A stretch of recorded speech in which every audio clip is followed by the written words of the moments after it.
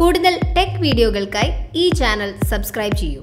Channel updates അപ്പോൾ തന്നെ അറിയാൻ വേണ്ടി ബെൽ ഐക്കൺ ക്ലിക്ക് ചെയ്യൂ. Hi all, welcome to tech Malayalam. നമ്മളെല്ലാവരും ഫോൺ യൂസ് ചെയ്യുന്നവരാണ്. ചെറിയ കുട്ടികൾ മുതൽ വലിയ ആൾക്കാർ വരെ ഇപ്പോൾ ഫോൺ യൂസ് ചെയ്യുന്ന ആൾക്കാരാണ്.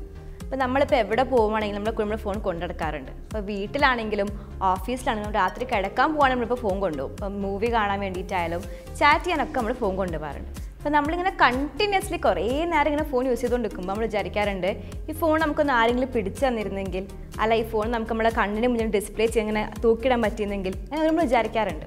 അപ്പം നമ്മുടെ ഈ പരാതിക്കൊക്കെ ഒരു സൊല്യൂഷനായിട്ട് സാംസങ് വന്നിരിക്കുകയാണ്. ഫ്ലൈയിങ് ഡിസ്പ്ലേ ഡിവൈസ് ആണിത്. അപ്പോൾ ഈ കഴിഞ്ഞ ഒരാഴ്ചയാണ് സാംസങ് ഈ ഒരു ഡിവൈസ് ഇംപ്ലിമെൻറ്റ് ചെയ്യാനുള്ള പേറ്റൻറ്റ്, അത് ലൈസൻസ് US ലഭിച്ചത്.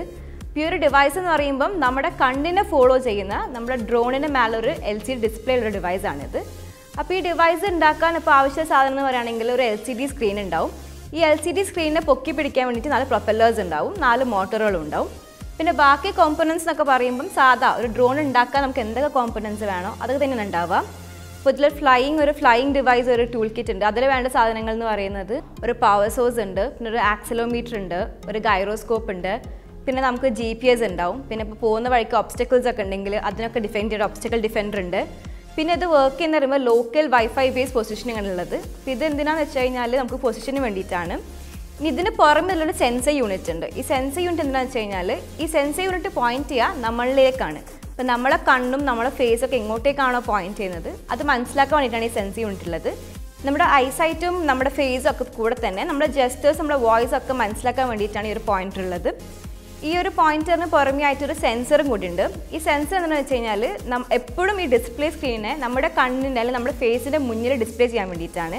ഇനിയിപ്പോൾ നമ്മൾ പെട്ടെന്ന് ഇവിടെ നോക്കി പെട്ടെന്ന് അപ്പുറത്തേക്ക് നമ്മൾ വ്യൂ ഓഫ് സൈറ്റ് മാറ്റുകയാണെങ്കിൽ അതിനനുസരിച്ച് ഡിവൈസിൻ്റെ സ്ക്രീൻ മാറ്റാൻ വേണ്ടിയിട്ടുമാണ്, ആ ഒരു ആംഗിൾ ചേഞ്ച് വേണ്ടിയിട്ടാണ് ഈ സെൻസേഴ്സ് ഉൾപ്പെടുത്തിയിട്ടുള്ളത്. അപ്പോൾ ഇനിയിപ്പോൾ നമ്മളിപ്പോൾ ഒരു ട്യൂട്ടോറിയലൊക്കെ നോക്കിയിട്ട് കാര്യം ചെയ്യാനിരിക്കട്ടെ, ഇപ്പോൾ നമ്മൾ ട്യൂട്ടറിൽ ഒരു സാധനം പ്രിപ്പയർ ചെയ്യായിരിക്കും, അല്ലെങ്കിൽ നമ്മളിപ്പോൾ എന്തെങ്കിലും കുക്ക് ചെയ്യാണ്, അതൊക്കെ എന്തെങ്കിലും ചെയ്യുമ്പോൾ നമുക്ക് നമ്മൾ ചെയ്തുകൊണ്ടിരിക്കുന്ന ജോലിക്ക് ഒരു തടസ്സം വരുത്താണ്ട് അല്ലെങ്കിൽ നമ്മൾ കൈ ഉപയോഗിക്കുകയാണെങ്കിൽ നമുക്ക് ഈ ഒരു ഡിവൈസ് ഉപയോഗിച്ചിട്ട് റീചെക്ക് ചെയ്യാം. അപ്പോൾ നമുക്ക് പെട്ടെന്ന് അറിയണം ഈ ഇൻസ്ട്രക്ഷൻ എന്താണ്, അത് നമുക്ക് പെട്ടെന്ന് നമ്മുടെ കൈ ബിസി ആണെങ്കിൽ നമുക്ക് നമ്മുടെ വോയിസും നമ്മുടെ ജസ്റ്റേഴ്സ് ഒക്കെ വെച്ചിട്ട് ആ ഈ ഡിവൈസ് യൂസ് ചെയ്യാൻ പറ്റുന്നതാണ്.